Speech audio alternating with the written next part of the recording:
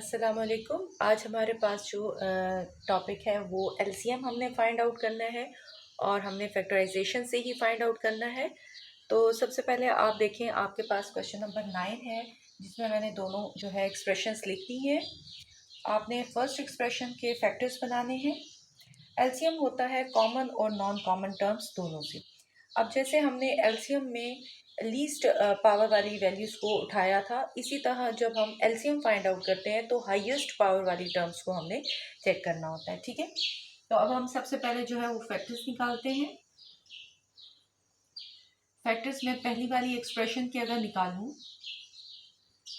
तो देखिए इसमें b कॉमन है। b को मैं कॉमन अगर निकाल लेती हूँ तो मेरे पास 9a² माइनस 1 बचता है, और जिसको मैं फर्दर अगर कैलकुलेट करती हूँ तो ये मेरे पास हो जाएगा 3a का होल स्क्वायर, एंड 1 का मैं स्क्वायर लूँ कुछ भी लूँ मेरे पास वही आ जाएगा। ये हो जाएगा 3a + 1 एंड 3a - 1, यानी मैंने third formula a² minus b² वाला अप्लाई किया।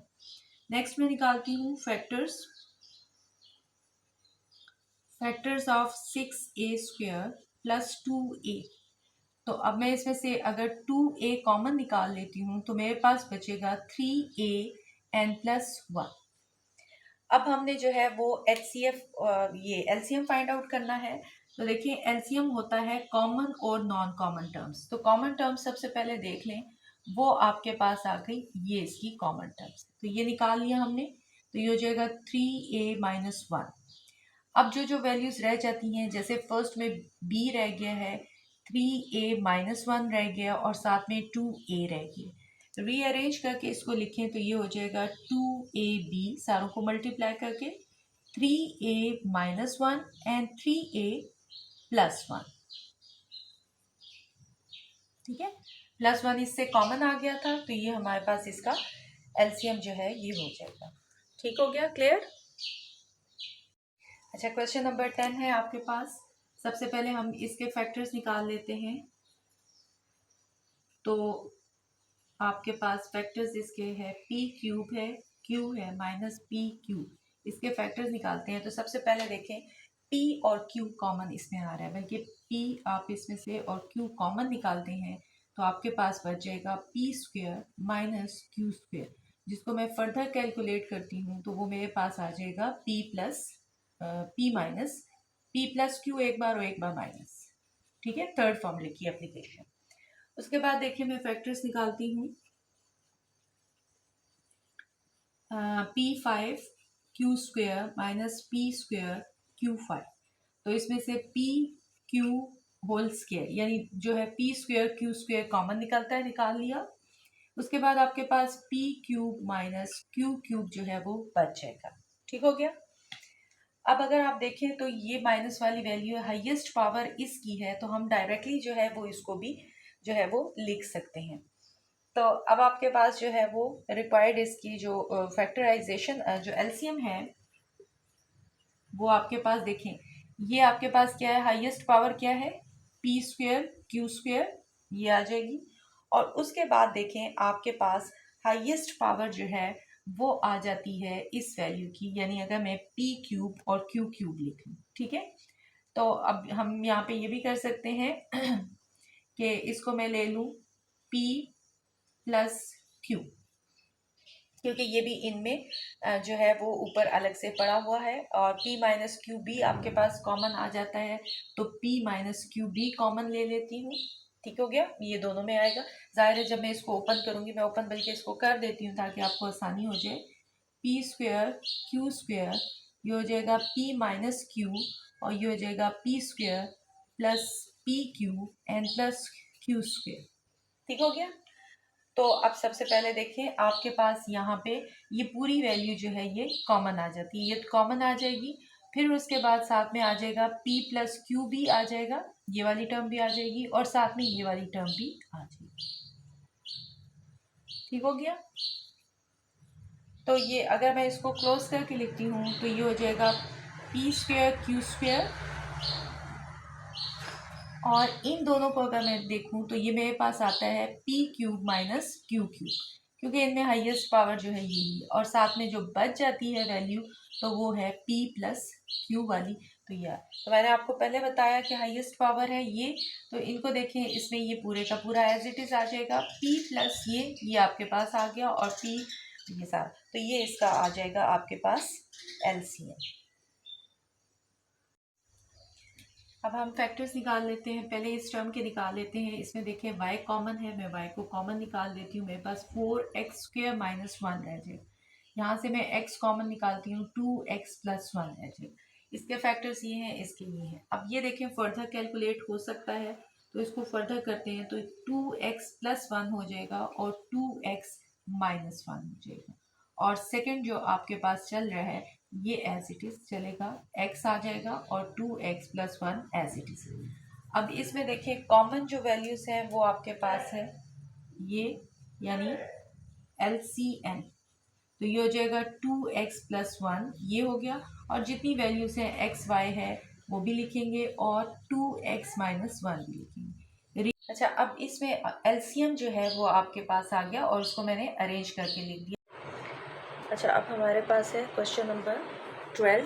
क्वेश्चन नंबर 12 में आपके पास क्या है कि सबसे पहले आपने फैक्टर्स फाइंड आउट करने हैं x² माइनस x माइनस 6 की। तो आप इसकी फैक्टराइजेशन करें, यानी मिड टर्म ब्रेक करें। आपके पास इसके फैक्टर्स आ जाएंगे x minus 3 and x plus 2। इसी तरह अब हम सेकंड के फैक्टर्स करते हैं मिड टर्म ब्रेक, और नेक्स्ट जो है वो हम थर्ड के फैक्टर्स फाइंड आउट करते हैं। क्योंकि हमारे पास यहाँ पे 3 एक्सप्रेशंस हैं, तो हम थर्ड के जो है वो फैक्टर्स फाइंड आउट करते हैं। मैंने डायरेक्टली ही उसका आंसर लिख दिया, वो मेरे पास x माइनस 3 और x माइनस 1 आ जाएगा। अच्छा, अब उसके बाद आपके पास देखिए कि इसमें LCM जो है चूँकि हमने कैलकुलेट करना है, तो देखें x माइनस 3, ये सारी वैल्यूज़ आपके पास x माइनस 1, x माइनस 3 और x प्लस 2, ये सारी जो है वो आपके पास एक एक बार जो है वो आ जाएंगी, क्योंकि आपके पास इसी तरीके से वो कॉमन आ रही हैं। तो ये आपके पास इसके रिक्वायर्ड जो है वो LCM। ठीक हो गया, तो ये हो गया क्वेश्चन नंबर 12। अब सबसे पहले तो यहाँ पे देखें कि ग्रेटर जो है वो M6 है, तो इसको हम फिलहाल ऐसे ही छोड़ देते हैं, इसको हमने नहीं देखना। इसके फैक्टर्स निकालते हैं तो ये m² प्लस 1 आ जाएगा और m² माइनस 1 आ जाएगा। और अगर हम इसके फैक्टर्स निकालते हैं तो इसको भी हम ऐसे ही छोड़ देते हैं, क्योंकि m माइनस 1 और इसकी फालतू की एक वैल्यू आ जाएगी, तो इसलिए आप इसको भी ऐसे ही छोड़ दें। अब यहाँ पे देखें आपके पास जो है, यानी m² माइनस 1 भी इसमें आ जाता है और m³ माइनस 1 जो है वो भी इसमें आ जाता है। ठीक है, अब प्लस वाला जो है वो हमारे पास थोड़ा सा डिफरेंट केस है। तो अब हम यहाँ पे देख लें कि LCM अगर मैं डायरेक्ट इसका निकालती हूँ तो ये देखें m6 माइनस 1, इसमें ये और ये वैल्यू जो है वो आ जाएगी, उसकी कोई टेंशन नहीं है, क्योंकि वो सारे इसमें मौजूद होंगे। रही बात m² प्लस 1 की, तो ये मौजूद नहीं होगा, इसलिए हमने इसको साथ में लिख लिया कि ये एक एक्स्ट्रा होगा। तो इस तरीके से ये डायरेक्टली भी हो सकता है, और अगर आप इसको सॉल्व करना चाहें तो आप इन वैल्यूज़ को सॉल्व करके भी लिख सकते हैं, यानी आप इसके फैक्टर्स अलग से पूरे निकाल लें, फिर इसके निकाल लें और उसके बाद हम इसको कैलकुलेट कर सकते हैं। ठीक हो गया। अच्छा, चूँकि अब आपको इजीली फैक्टर्स जो है वो फाइंड आउट करने आ गए हैं, तो अब हम इनके फैक्टर्स फाइंड आउट करते हैं।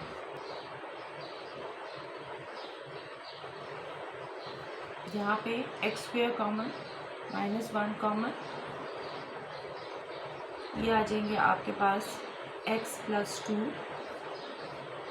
और x² माइनस 1, और जिसको हम फर्दर ओपन करें तो ये आ जाएगा x plus 1 x minus 1।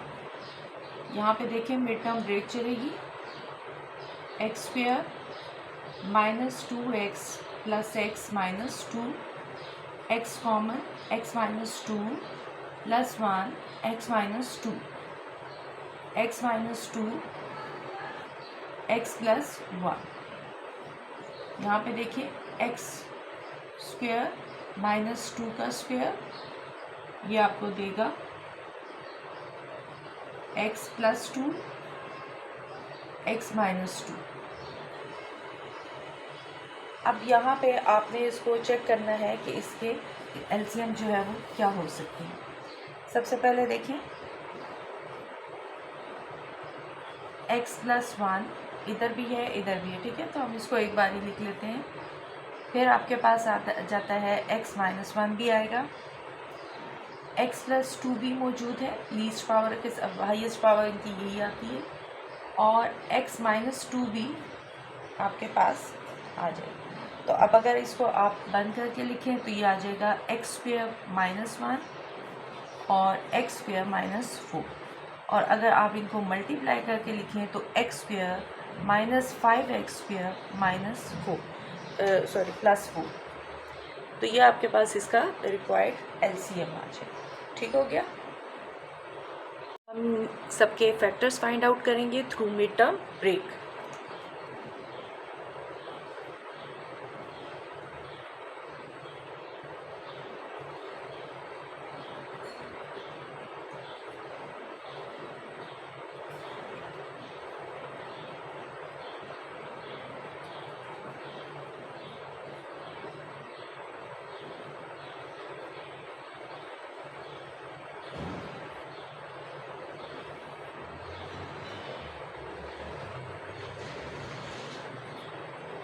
Second के फैक्टर्स फाइंड आउट कर लेंगे।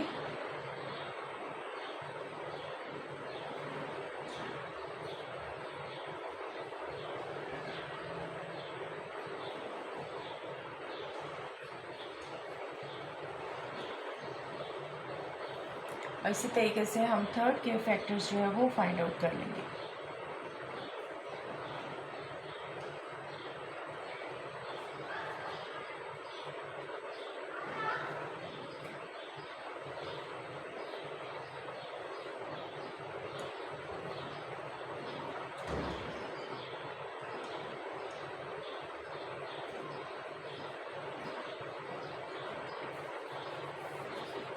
अच्छा, ये इनके सबके हमने फैक्टर्स फाइंड आउट कर लिए। अब आप देखें एलसीएम आपके पास x-4, x+5 एंड x-6, तो ये आपके पास इसके एलसीएम आ जाएगा।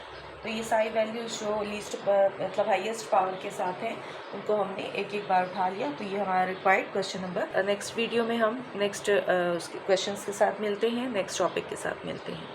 बहुत शुक्रिया, अल्लाह हाफिज़।